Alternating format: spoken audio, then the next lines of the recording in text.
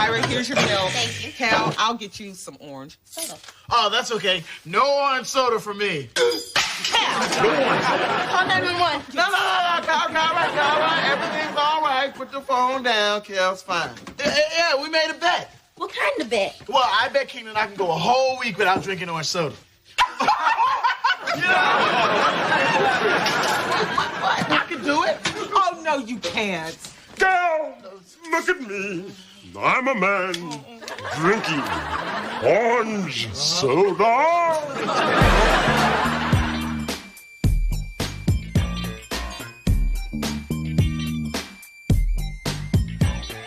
Welcome back to another episode of Kenan and Kel with Adam and Aaron. My name is Aaron. My name is Adam. And this week we're looking at episode 4 of season 2 of the 90s sitcom Kenan and Kel that aired on Nickelodeon. This episode is called Who Loves Orange Soda? ? Yes. Aired in 97 along with the other stuff. However, did not air in the order that's listed on Wikipedia, which is worth noting. The order on Wikipedia is gravely different than the order on Amazon, which is how I'm watching it. Adam, of course, has the box set. How is it on the box set? What's the order there? Oh, it's the Wikipedia order. Okay. Yeah, so apparently back in 1997, if there's any real listener, like true original listeners out there, please send us an email at KenanandKelPodcast@gmail.com.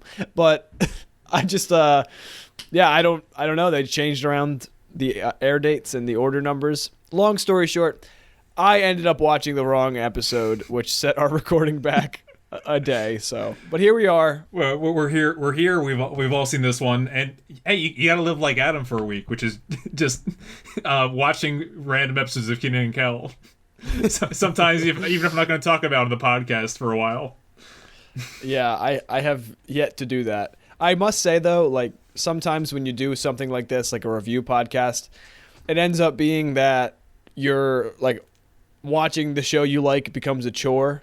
I do not feel like that. I actually feel like, oh, I'm really lucky that I get to carve this chunk out of my day to watch this TV show. That's how I feel, at least. Yeah, and even with an episode like this one, that maybe wasn't as rewarding as the past couple few, but I just, seeing the progress that happens, like, that's just like, it's a progress bar, and I love watching that kind of thing. It's like watching a plant grow. Yeah, you can see different aspects of the show kind of coming to life. Like, we'll talk about it, but in this episode, there was a lot of different scenes, a lot of different sets. Mm-hmm. And I'm like, that's really cool, because that means the show is making a little bit of money. Yeah, I was very impressed by the sets of this episode. They felt very authentic, as we'll get into. Yeah, and even if they borrowed them from another set, like, whoever is that person who does that is doing great. Yeah, absolutely. There's one other thing I want to point out before we get started with your intro. It's that this episode was written by Sharon Sussman and Burt Wheeler, who wrote one other episode of Kenan and Kel, the Cold War. Ah. So they're returning from season 1. Yes, correct. The Cold War. That's like cough a couple times. So that's and we'll see if there's anything to catch from that one. I don't think there is. Not enough being around the bush. Let's start with your Dan Carlin style intro. There's a lot of things that make human beings unique among the animal kingdom. We're the only animals to walk upright most of the time, the only ones who grow food, and the only ones who put on deodorant. But the underlying thing that sets us apart is our awareness. We're an anomaly, really. Self-aware apes, fully present in the mammalian struggle for survival while conscious of our finitude. Though aware, we mostly try to avoid the reality of our unlikeliness in the universe. Awareness, in the end, leads us to recognize that we're going to die, and not many people find comfort in that, though some enlightened folks do. So we're running from this consciousness, trying ever so diligently and peacefully to fall back asleep, resting our heads on the certainties of life. We remind ourselves of our ancestors by spending time in nature and gazing at the stars. We long for a warm meal in the company of a partner. We strive for meaningful relationships with our neighbors and want to be included in this one human family. These are good things that don't just distract us from our imminent death, but they actually add to the quality of our lives, and we all know it. It's these relationships with the world, with our loved ones, with ourselves that make this life meaningful. But sometimes, our life doesn't go as planned. Sometimes we develop bad habits, attachments that detract from our relationships, addictions that take control of our lives. Well, for about 1,000 years, some humans have tried to solve the maladies of others by putting them into a trance, trying to get them to fall back asleep again, back into their unconscious, into their subconscious, like a soft reset.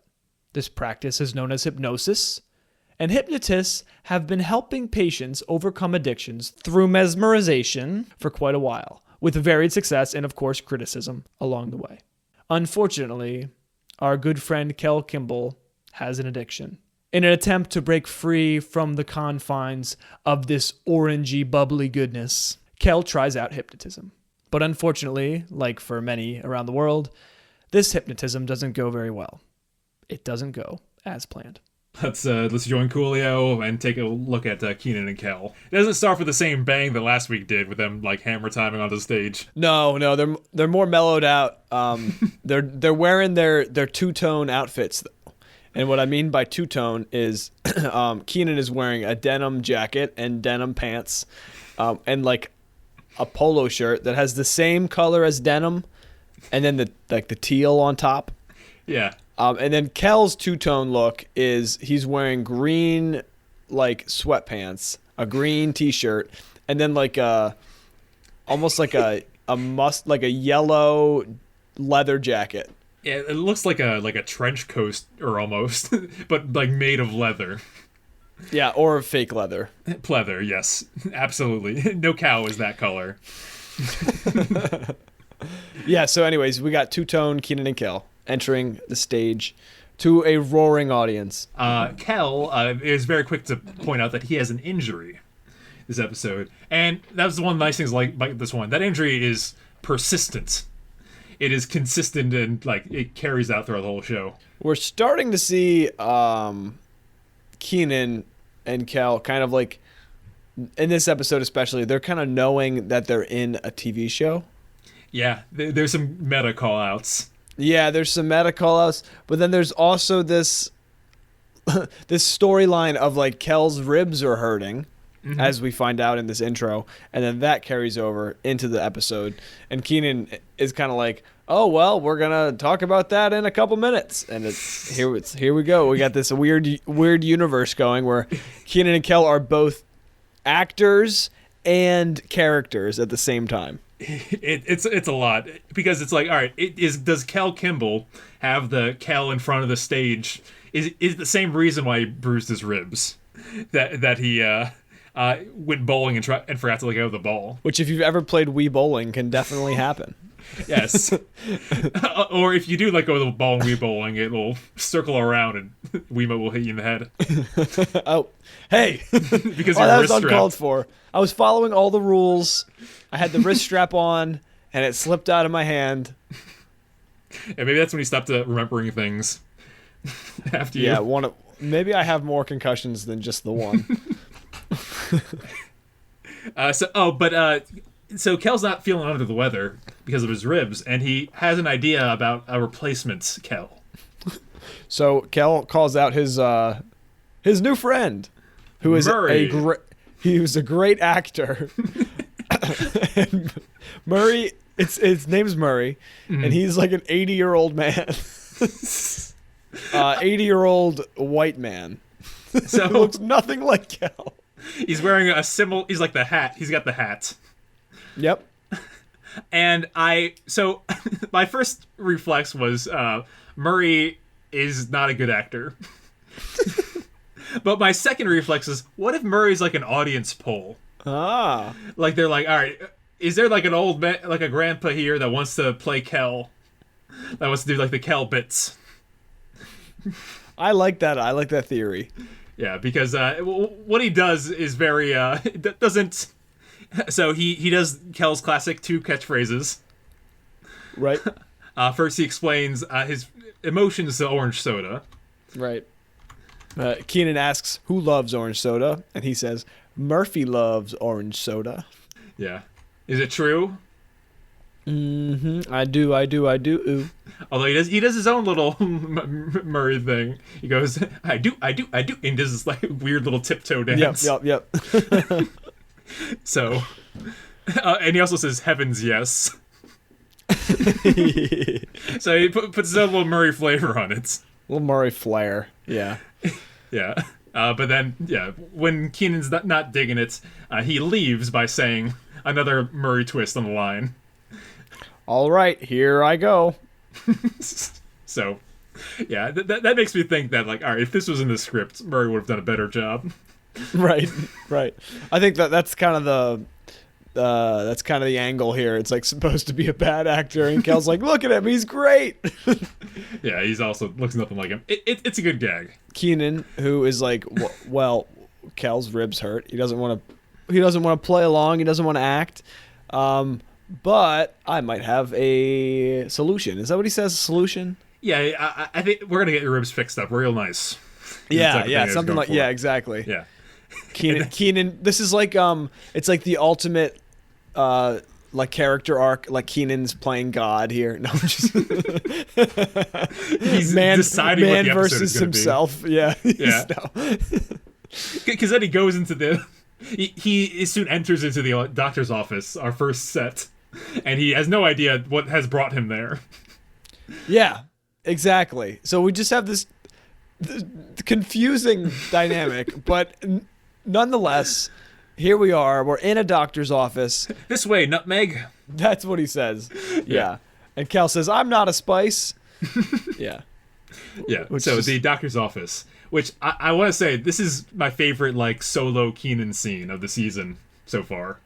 Or maybe the whole show. Like, the best comedy bits. Because Cal is removed from this moment, but Kenan does his own jokes. Yep. All by himself. So Kenan is waiting alone in the room, and it's funny. There's just like a skeleton in the background, and like a classic doctor's office, right? Yeah. There's a tray that has all like the tools on it, tools that you would use for surgery, not just a checkup, but it works great for this skit. And so Kenan's like doesn't know what to do. He's pacing. He's anxious, waiting for Cal. He grabs like some tweezers, and like pulls a nose hair, and like overreacts definitely. And then do you want to explain the next part? He grabs the knee hammer. Is that the proper name for it? I don't know what the name for that is.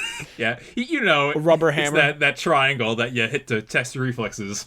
Yep. And without any words, he just kind of sits down, gives it a shot, hits his right knee a couple times. It doesn't seem to be working. Hits his left knee. It works, but too well. His leg goes shooting up and hits the tray off the.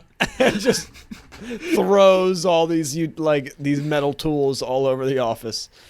I was laughing at that. That was pretty funny. It's a good gag. So yeah, that's Cal has entered, escorted by a nurse who is in true like nurse regalia. I don't think they wear that ever. With the hat and everything. Yeah. Yeah, it's nowadays like a full costume. It's just scrubs. Yep. Yeah, and she's definitely. It's like a Halloween nurse. Pretty much, and she has a Halloween like prop shot later. Yeah, we'll get there. We'll get there, but you're absolutely right. Yeah. So, anyways, Kel follows her, and Kel says that he broke his ribs, which she explains that no, they're not broken, probably just bruised. Kenan, after freaking out, says, Kel, you worried me for nothing, and smacks him on his side. But unfortunately, that's his ribs, his bad spot this episode. Yep. So this is the first instance of course, Kenan didn't mean to, like, provoke Kel, but this is the first of many provocative moments of Kenan this episode. His role is the provocateur. Yeah, it's kind of a bad episode for Kel. He kind of gets toyed around a lot by Kenan and the rest of the cast.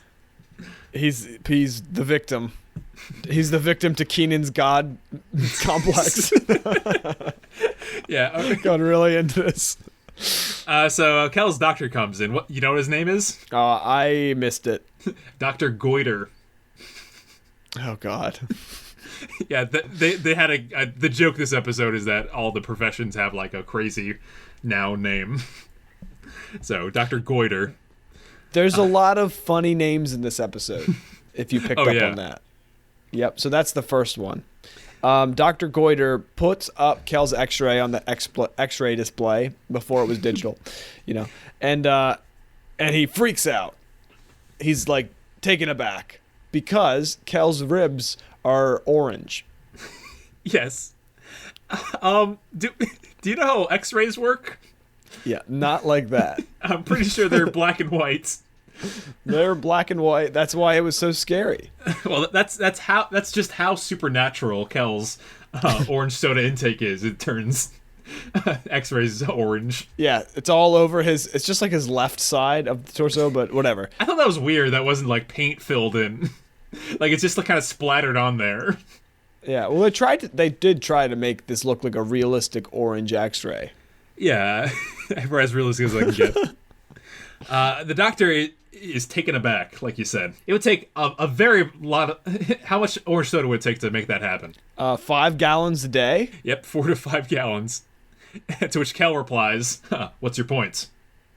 Yeah, exactly. It's clear to Kel that his orange soda consumption is not a problem. To everybody else, it's like, it's pretty remarkable. Yeah, it's very crazy. The scene is about to be over. The nurse enters with the shot, and it looks like a prop, like a really bad prop. How big is that canister? Like a soup can? It's like a candle. Yeah, it's like... Yeah, it's just big, like maybe 3 inches in diameter. It's massive. It's gnarly looking. And then Kel like runs away, broken ribs and all. Well, bruised ribs, I should say. Yeah, just bruised. So we cut to Rigby's. I thought the transitions this episode were really awesome. The transitions were good. What was this one? I do not remember this one. Kel runs out the door, and it's the X-ray that comes in, and then it breaks apart. Yeah. Symbolic. Yes. Of his broken relationship with orange soda right now. Yep. So they enter Rigby's, which I thought this was a nice touch. Rigby's having an orange soda sale. Everything's orange this episode, even Kel's jacket. Yeah. It might be red, but... 2 for 1. 2 orange soda bottles for $1 is the sale. So Kenan is assisting Kel inside, and he helps him lay down on the counter because he's in so much seething pain. Meanwhile, we should say that Kel has like a bandage wrapped around his like midsection. He's got his open shirt too. Yeah, open shirt. Yeah, he's laying down, and Chris walks through the door holding a large box, and he can't really see what's in front of him. Yep, he puts it down on the counter, which causes Kel to freak out, and the box falls and crashes. And Chris exclaims the contents. And what's in the box, Adam? My mango jellies! His mango jellies, yes. On the side, it says Lulu's mango jelly. Which, today, if Lululemon came out with a mango jelly, that would be, like, one of the greatest... That'd be like Elon Musk's not a flamethrower. Yeah, just full-fledged. Yeah, but I would love to try mango jelly. It sounds really good. Yeah, you can apparently fit a lot of them in a box. Yeah, apparently. Yeah, Chris also says he does this several times throughout the episode. His new tick for this season: "You broke my jars." Yeah, he talks like a pirate. Yeah, and they point out to him that Kenan says Kel's ribs are bruised. It's like it's a language that they can only. It's the only way they can talk to Chris anymore. It's like that episode of The Office where Kel's trying to talk like he's trying to use less words. He's like, yeah, right. Why use more word when less word do trick? Yeah, so Kenan explains to Chris that Kel's insides are so orange. How orange are they? They're more orange than a Nickelodeon logo. Which is awesome. You think it's awesome? Yeah, I think that line's great because I've watched a lot of Nickelodeon in my day, and that's the only time I've ever heard a show reference the station. Nickelodeon, okay. Yeah, they're allowed to, right? Right. Oh, yeah. Nothing's stopping them, but they. Yeah, so that's. I thought that was a very good poll. Yeah. I have more appreciation for it now. Initially I was like, well, that was like they're trying to be funny, and it's just whatever. I appreciate it.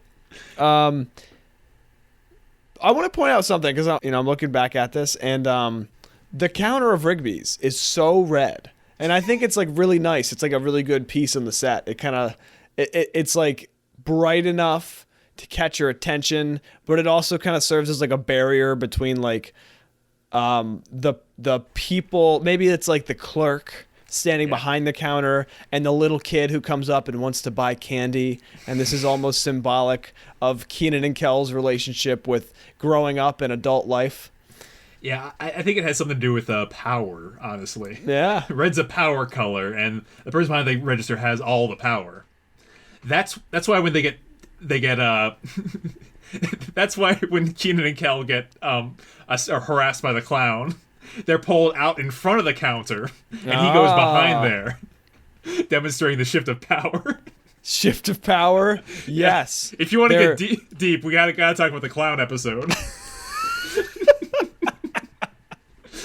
Well, anyways, let's table this discussion for next time, and let's talk about the crux of the episode, because I don't want to run out of time. Yeah, no. They pretty soon Kenan and Kel establish a bet, a gentleman's bet about how Kel does not need orange soda in his life, is what he proclaims. Yeah, it becomes a typical conversation that you would have with somebody who's addicted to anything. Like, oh, I can stop drinking orange soda whenever I want. It's like, I could just today I could stop right now, and it's like, okay, stop right now. And he's like, what? No. That's pretty much it. What are the terms of the bet? The loser has to stand on the counter of Rigby's in the middle of the day wearing a lady's nightgown and sing the national anthem. Yes, you have to perform a humiliating task, and the terms are that Kel cannot drink orange soda for 1 week. Yep, and so if Kel wins the bet, then Kenan sings, and if Kel loses, then Kel sings. Correct. So they shake hands, and Kenan recommends they drink to it. He gives him each a bottle of orange soda, to which Kel nearly drinks, but oh no, he's not falling for that one. Yep, and here is the first of Kenan's devious attempts to get Kel to drink orange soda.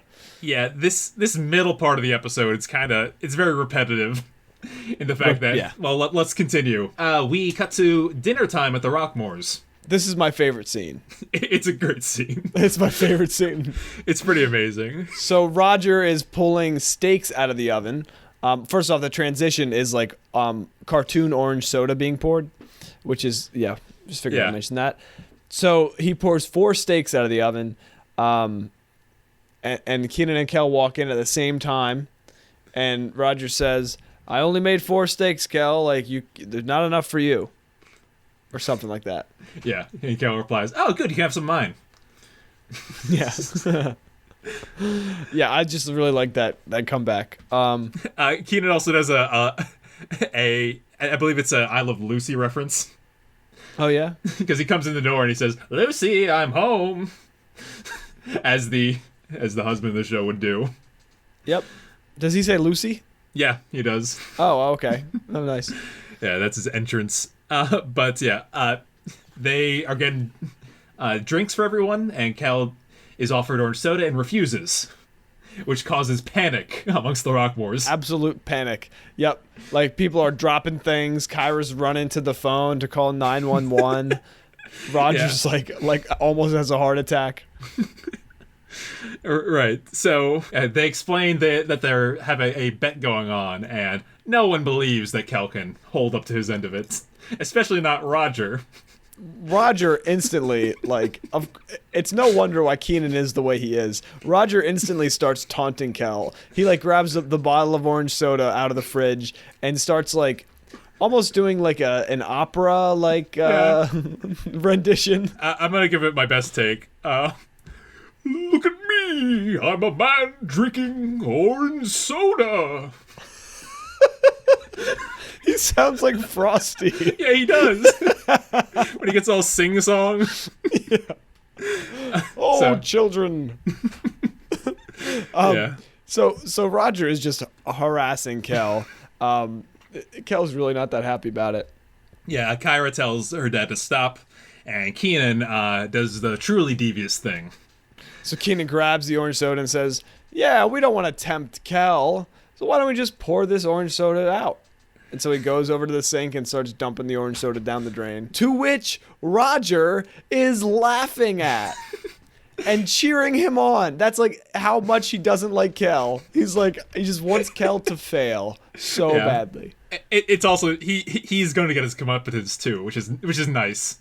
The power at least is equal in the Kel Roger dynamic. Comeuppance. That's what you guys start doing to my vocab words. That's what I'm doing. I just started. Okay. Well, this is about the time it starts in the show too. Yep. Kel is so upset about this, he storms off into the neighboring room. But not before Roger chants, "Kel's gonna lose" a bunch of times. Oh yeah, that's the final part. Him and Kenan chanting Kel's gonna lose. So the past scene where Kenan gives them both a bottle to drink out of to cheers. Kel ended that scene by saying to him, "Evil," and Kenan said, "Yup." Yep. That's the dynamic this whole episode is. Kenan's evil and knows it. It's like the Book of Job. Yeah, really. We got a lot of literary metaphors here. It's like, God, how could you do that to this poor man? He's like, because he will not turn away from me. It's like, what's happening? That's like how Kenan's just like, ooh. Anyways, a lot of Kel torture. I also want to say that I do not believe this episode is a very good one for kids, in that the message about addiction is not. It's not like a Hey Arnold. No. No, where there's like a good moral at the end. No, No, there is no good moral. I wouldn't say Kenan and Kel is amoral, but this episode definitely is like, hey kids. It's not a good subject matter. No.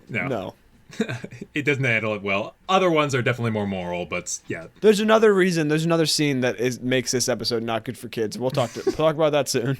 Sure. Because I have a lot of opinions about that scene. Okay. Continue. Well, Kel goes into the other room. Kenan follows after with a new 2-liter, trying to get him to drink out of it. And really just kind of puts it in his hand, pressures him to do it. And Kel nearly does, but then in a final denial says no and throws the bottle away.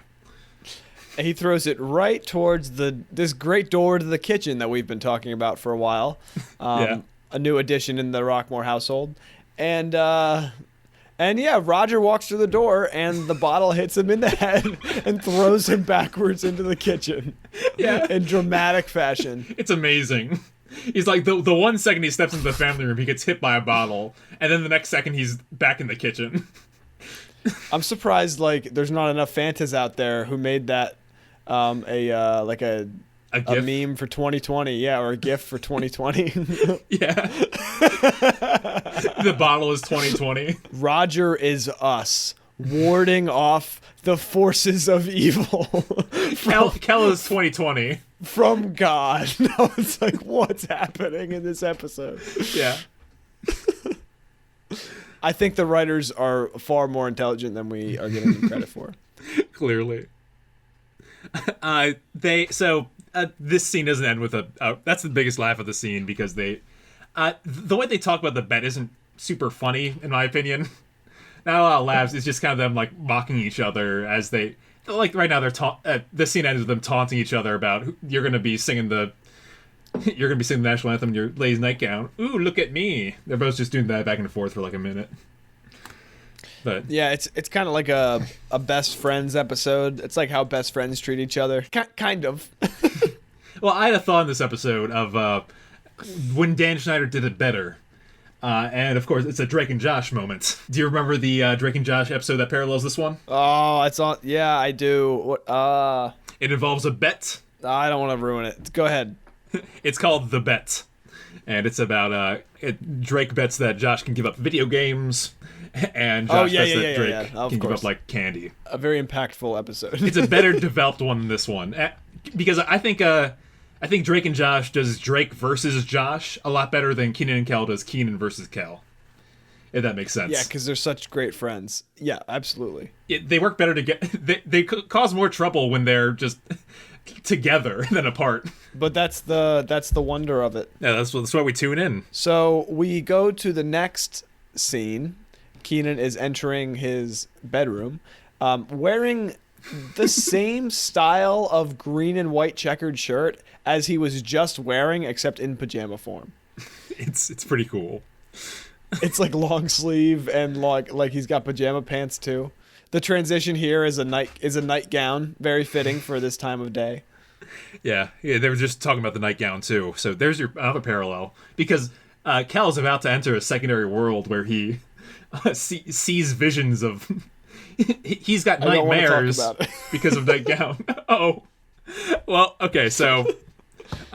Kenan gives Kel a bottle of orange soda in case he wants a night drink. And Kel's monologue here is something that, like, I wish I could, like, perform in, like, high school. like if I was, like, doing, like, an acting audition, I would come in with this material. Because it's his own little, like, soliloquy about orange soda and how he doesn't love it. You should put it in the episode. I'll put the whole, his whole, like, lines here, just himself. But the action, as you may see it, is he throws the bottle across the room in defeat, but sees it leaking, but then cuddles it and nurses it back to health. Who loves orange soda? Kel doesn't love orange soda. Is it true? Mm-hmm. I don't. Stupid orange soda. Who do you think you are? Huh? Acting all orange and carbonated. I hate you. Why don't you just get out of here?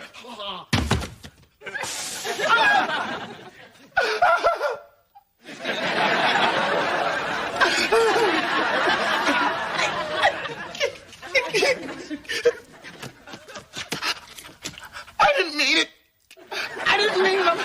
I'm sorry. I love you. Oh, sweet orange soda. Come on, I got you, baby. I got you. You're gonna make it through, man. Come on, man. You got it. Sweet orange soda. It's literally like right out of Othello. Yeah. It's like throws the skull. No, I don't. Orange soda, a fig. 'Tis within ourselves that we are thus or thus. Yeah, that's pretty much what this is amounting to. I like the camera angle here. The camera is on the ground, it looks like looking at the orange. And then between Kel and the camera is the orange soda bottle. It's good framing. Very poetic. I think there's one of those later in the episode too. I'll point it out. But yeah, Kel goes to sleep and has dreams of orange soda. Can you describe what happens in his dream? I can try my best. So, it's Kel, and he's greeted by Roger. First off, it's clearly a dream because there's like a fog machine. But Roger's wearing a white tuxedo with like an orange bow tie and maybe like an orange shirt too. And he basically like greets Kel and he says, "Orange jacuzzi?" Yeah. To which Kel replies, "Thank you, Rockmore." I just love that we called him Rockmore. It's so funny.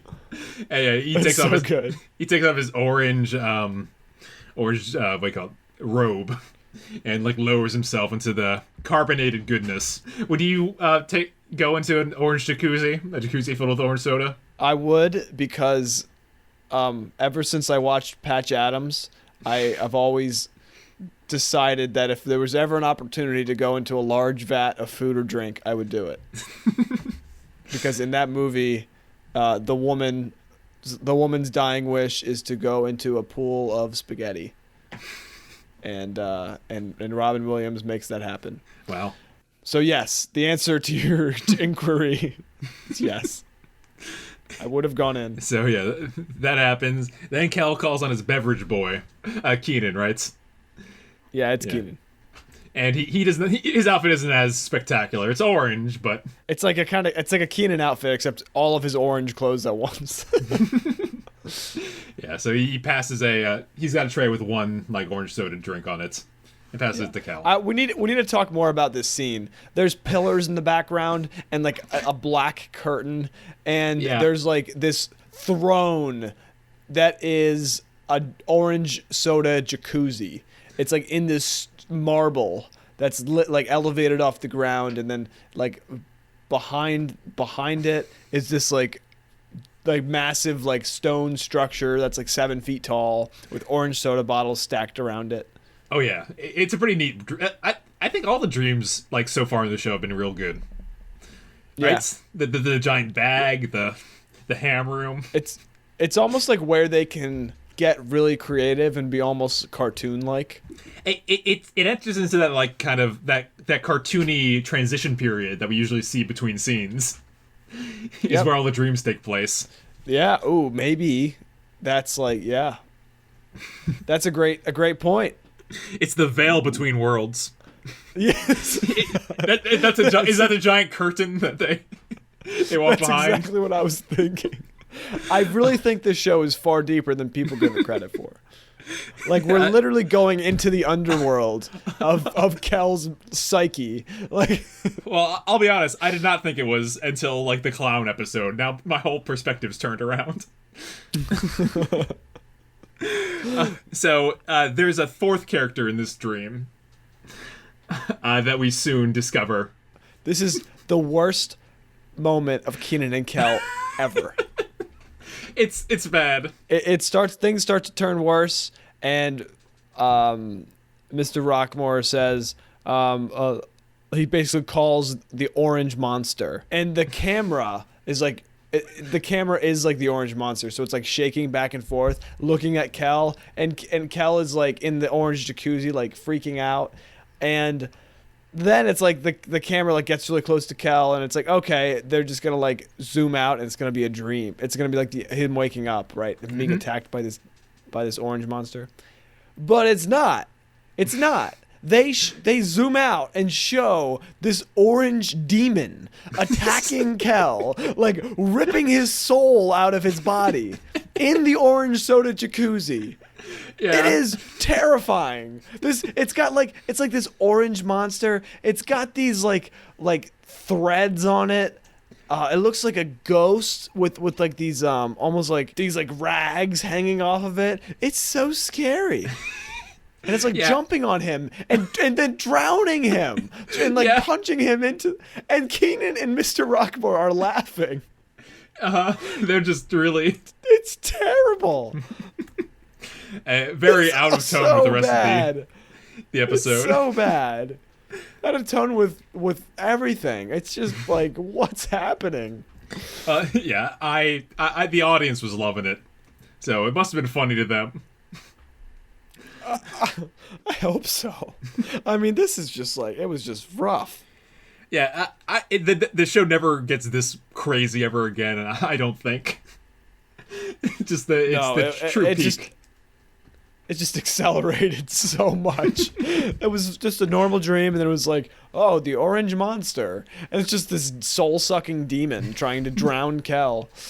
Yeah, he wakes up screaming from this dream.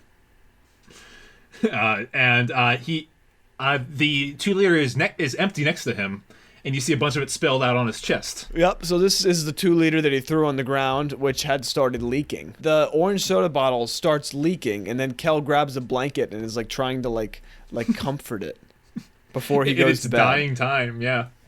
Yeah, he's trying to be like, no, it's gonna be okay. Yeah. Yeah, and that's the monologue. That's how it ends. You know the rest. Right. So, Kenan's woken up. He sees that Cal has spilled orange soda onto himself. But he thinks that Cal's drank it. So he does a test. Now, what's his test? He gets one of those big flashlights that isn't that bright. Yeah, those things are never bright, were they? No. And he shines it on Kel's tongue. Which Kel's really, like, for someone that wants to prove himself innocent, is really defensive about getting his tongue grabbed. Yeah. Well, it's a weird thing for somebody to do. Oh yeah, especially in the middle of the night. He just woke up from a nightmare. A real nightmare. But yeah. That was terrifying. That was a nightmare for Nickelodeon. It's just, like, what kind of episode is this? We're like talking about addictions. We're talking or harassing addicts who have nightmares of demons sucking their, like, drowning them. Yeah, Like, I'll be honest. What is going on? The orange soda demon? The second half of this episode could have been totally different. Like, it could have been, like, a really good, like, recovery story. Yeah. But they go, once again, entirely out of left field with it. But to end the scene, Kenan sees that Kel's tongue is not orange. Kel gloats about having survived a day, but he's still got 6 more. Next scene, we go to Rigby's. We've skipped a day or 2 days, and now Kenan is setting up the orange soda display, and it's made known that Kel has been orange soda free for 3 days. And he is extremely twitchy. Yeah, twitchy, withdrawal, like all of the things that you would see from somebody who goes cold turkey. Yeah, he's standing there just with a blank stare on his face and just shuddering. Yep. Chris has a lot of sympathy for him. He does, for some odd reason. Yeah, I don't... It's weird, because Chris would probably be the most vindictive if you ask me. Because Kel's orange soda antics have cost him a lot of money. Yeah. Yeah, but maybe it goes back to that Christmas night ride home that Chris offered Kel or whatever. Chris offered Kel a ride home. Yeah. Yep. And ever since then, they're secretly best buds. Maybe secretly. Anyways, we like cut back to Kel and he's sucking on an orange. Yeah. And he says, "You're not orange soda," and he launches it. Knocks over a bunch of stuff in the fridge. Yeah, and still, Chris isn't mad. He's more concerned with him. So much so that he gives him some medical advice. He basically suggests that Kel should go see his hypnotist, Dr. Vermin. Yep, that's not one of those funny names. And so Dr. Vermin previously cured Chris of a fear of his. You know what fear that was? Sandwiches. Yes. I wonder if he also cured him of his fear of giant bunnies. It's possible, though I think that was more an allusion to Harvey. and secretly this whole time, Chris does have a giant bunny following him around in his mind. I do have one other... I have a theory for you. Okay. Do you recall the first episode that Chris had a twitch that he... Yep. That went... I think the hypnotist cured him of his twitch. Oh, I think you're right. Yeah. How else can you explain him getting rid of it? Yeah. Also, again, back to the bad message for kids. Hypnotism is treated in this episode as something that you can use to just cure your behaviors and habits, or totally change your behaviors. Yeah. Yep. So it's not that's not a very good message. I don't think. No, I mean the hypnotist isn't especially competent, but we'll get there. Yes. Anyways, hypnotism is the cure, and Kel's like, "Oh, I'll go right now." So he leaves. Kenan follows him out the door, and Chris is like, "Kenan, you have work to do." No, thank you. Kenan responds, "Yeah, no, thank you." So, yeah. Again, he was a fine employee in season 1. Season 2, he's kind of a bad employee. Yeah, but Chris is still like friends with him, so he's not gonna get fired. Yeah, Chris is very forgiving, very empathetic in this episode. Absolutely. Chris has many different personalities. Maybe Chris has multiple personalities disorder. It might be possible. Well, this is the team that wrote Chris as a germaphobe. So I think it's very interesting that he's a germaphobe in some seasons, and some seasons he's totally, totally likable. There's a lot going on with Chris. I think he might have different personalities, which would explain the giant bunny. That would. The schizophrenia, right? Well, he certainly has mommy issues. I'm telling you. Okay. They're building on this theory. Well, let's put that in the talk about later column as well as the deeper meaning of the show, and because we've got a critical analysis of Kenan and Kel. Yeah. I'm gonna write that essay one day. Yeah, so they go into another awesome set, the waiting room.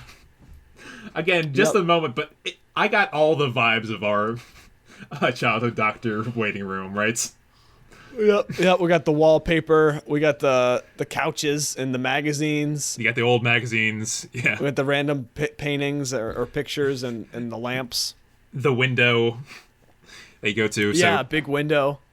Kel gets a clipboard that he's filling out. That's familiar. And they learn about the other patient that's there. Well, her name is Miss Feltersall, and her dog's name is Dustin. Yeah. Did you like that name? I know you're a fan of dogs with way too human names. Am I? Or was it just that one really bad sci-fi movie where the lady's dog's name was Jeffrey? That's the one I'm The thinking Chihuahua. Which is a great name for a Chihuahua. Well, so yeah, what's Dustin's problem?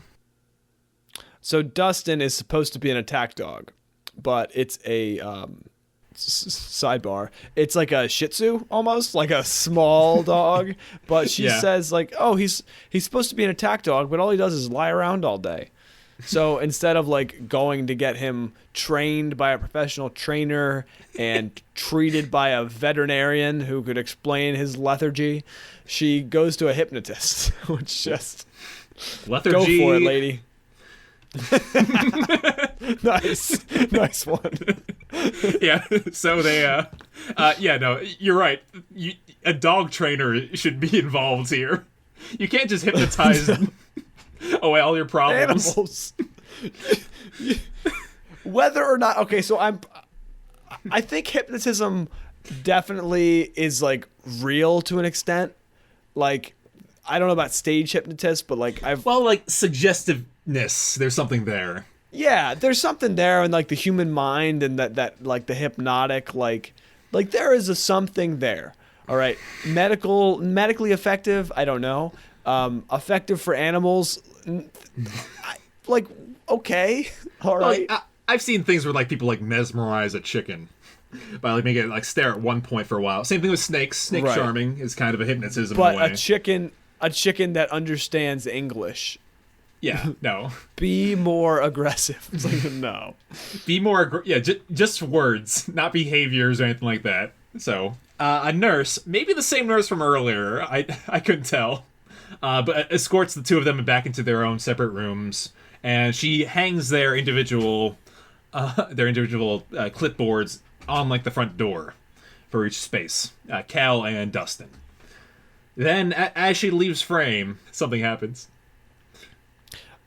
Kenan like sneaks onto the scene, and he like mischievously switches the clipboards and then dashes away.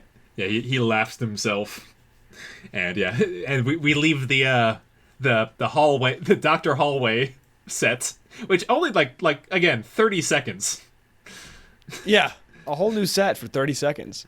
Yeah, and we enter another set for like a minute, which is the hypnotist's office. Yeah, so Go ahead, describe it for us. Oh, you can describe it. He's got all kinds of more weird paintings. I want to say there's like an owl statue in there. It's like a real office. You know, like I'm talking about like a psychologist. It's like a real psychologist's office. You know, it's like especially like in Chicago. That they must make a lot of money to have that kind of like property, like big wooden desk and stuff like that. Yeah. So apparently the Dr. Vermin comes into the room and immediately addresses Cal as Dustin. Yep, and Cal's like, I'm not Dustin, and the hypnotist kind of tells him to shush, and before which is bad, just awful. Again, this guy not a real doctor. Any hypnotist is not a real doctor. not like a medical doctor. So I don't know why they have to fill out like forms. I don't know. I'm sure there's some forms involved. I don't want to diss hypnotists out there. If you're a hypnotist, especially if you're a hypnotist from Dansville, Virginia, please continue watching this show. Where all of our listeners are from. What's next? Okay, but before long, he pulls out. Yeah, he pulls out the two staples of the profession, right? He pulls out like a watch and a giant spinning black and white wheel. Yep. Yeah, with like the swirls and yeah. Yeah, he tells Kel his new like trigger phrases for what being more aggressive. Yep. Every time he hears a bell, he will be ferocious, fearless, ferocious. Yeah. I want to say this is would be bad hypnotism for the attack dog, right? Like the attack, there's not going to be a bell to trigger the attack dog.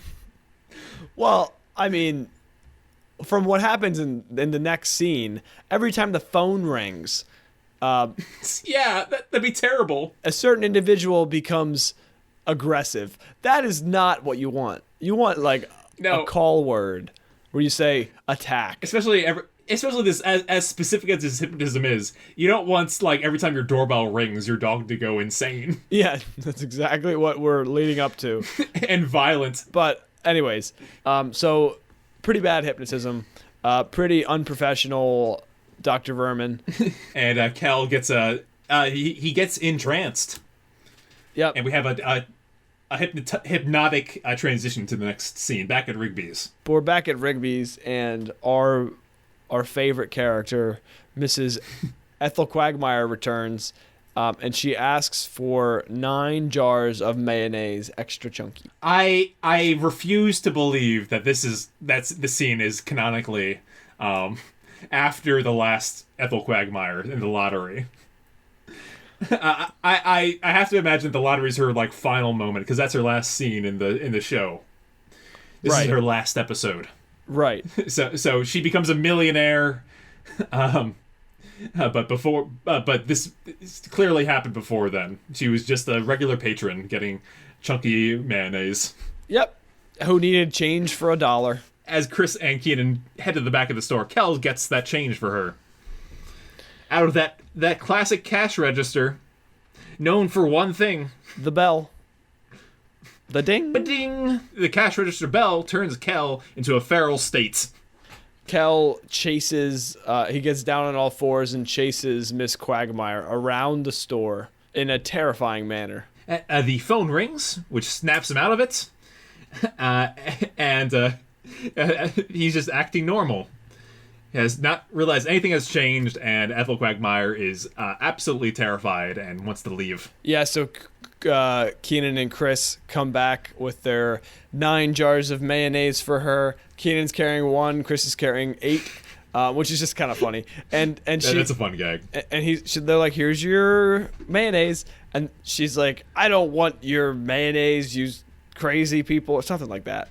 She leaves in a huff. So they think it's weird, and they bring the mayonnaise to the back. Again, Kenan only carrying 1, Chris 8.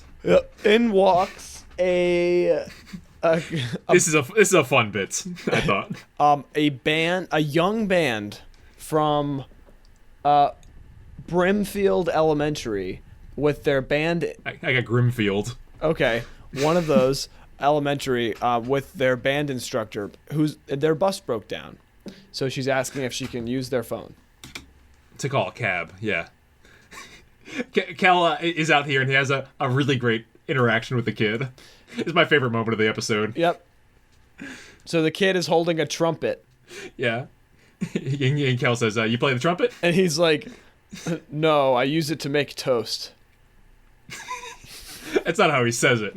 Okay, go ahead. He says, "No, I just use this to make toast." Yeah, he's like a classic, like a child who is like given a line to say, and he's like, "Okay, how do I say it?" He probably had like 8 takes, but it was funny.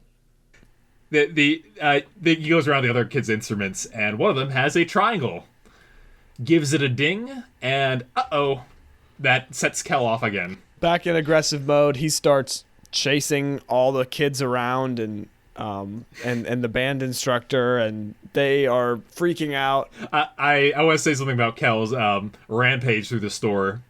He also he's biting on her skirt as she's like, "Run, children!"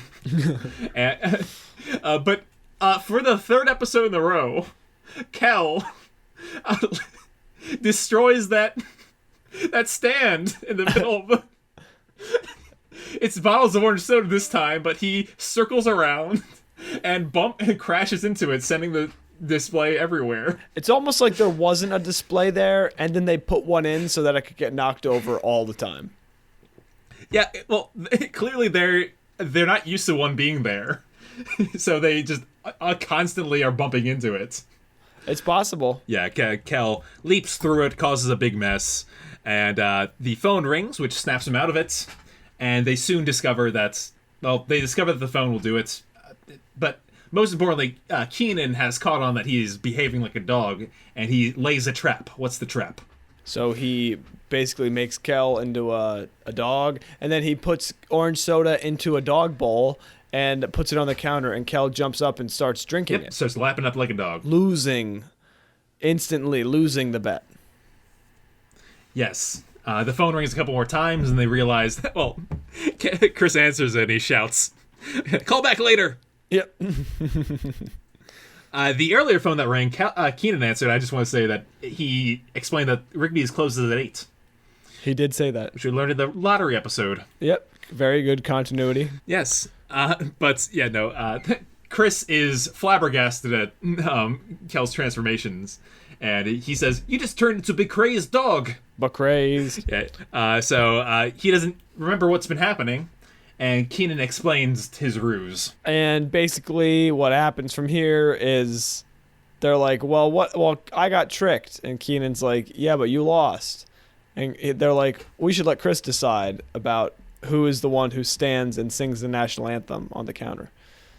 And Chris is like, And cut to Rigby's, filled with his maximum capacity of 15 people. Per fire code. Per fire code, everyone's standing and looking at Kenan and Kel in robes on the counter. That red counter. The red counter. So it's a divide of power, and if you're standing on top of it, then you have no power left. You're powerless. You're like in power limbo. Yeah, in power limbo, just about to achieve shame as they reveal their women's nightgowns and start singing.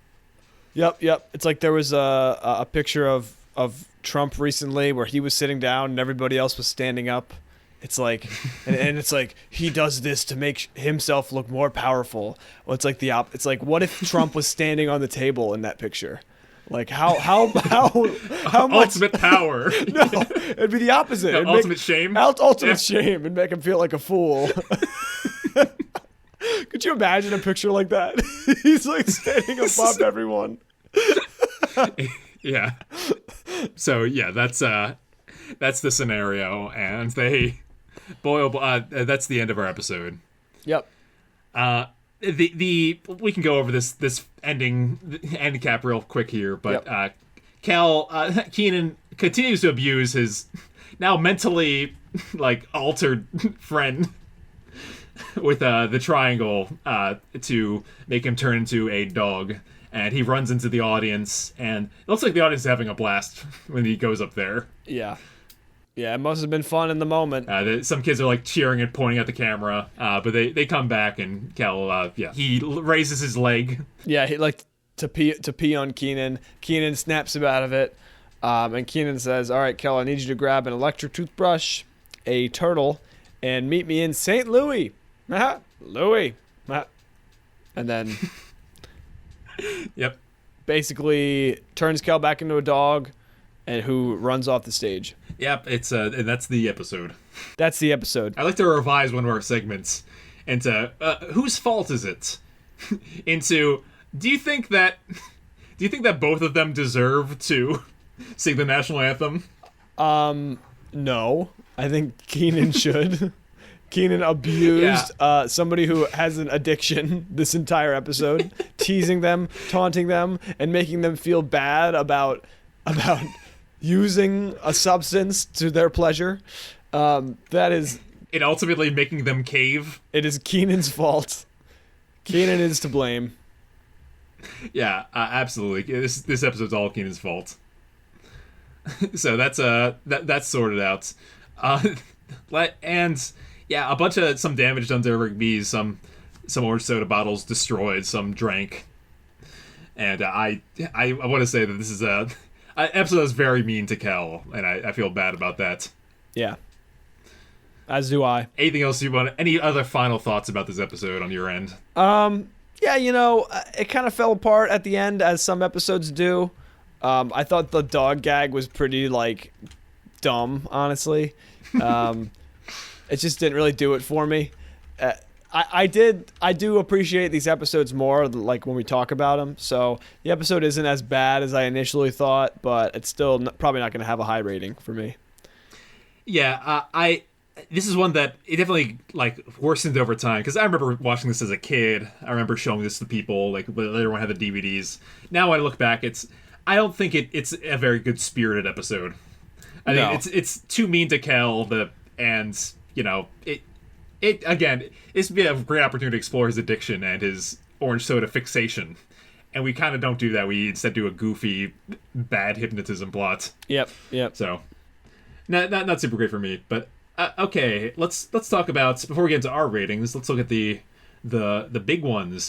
So on IMDb, this episode is given a 7.2, ranked 47 out of 63. That's pretty low. Not very low, but low.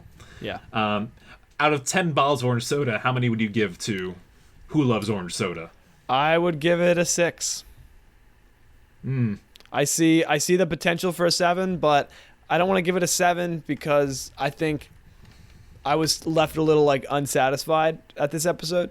It did a lot of things right, but I think I'm good with 6. Yeah, 6 is going to be the same for me. I was looking through my other ratings, and it's Safe and Sorry is a 5. It's not that bad. It's more in line with the pilot and so that's what I thought. 6. You were about to say in the line of Kenan. Average. You were about to say it. You were about to say in the line of Kenan, and I'm glad you didn't. I've learned my lesson. I'm going to lower that to a 3. We didn't love Who Loves Orange Soda, but maybe the next week's episode will do us a little better. How do you think this episode stacks up against the Cold War, the other Sharon and Burt episode? It's definitely lower, right? Definitely lower. I think they tried to recreate the Cold War with this episode, and it just didn't really work. They tried to pull out all the stops, make all the cool sets, and they just... Yeah, they messed with the formula. They changed the formula! Yeah, there wasn't enough Kenan and Kel, improv, that slapstick stuff that we love when they're just having a good time in the episode and, cracking up. Wasn't enough of that for me. Next episode, haven't got time for the paint. We have our dream team of Kevin, Heath, and Dan Schneider directing this episode, which was released in November 8th of 1997. This title is so long. Look at that. It's 6 words. Yep. It's a full sentence. And it still is trying to be, witty. So join us next week when we get into the painting episode. Until next time, Fantas. Here it goes. Thank you for listening. You can send us an email at KenanCalPodcast@gmail.com or leave us a voicemail at anchor.fm/KenanCalPodcast. You can find us on Twitter, Instagram, TikTok, all at KenanCalPodcast.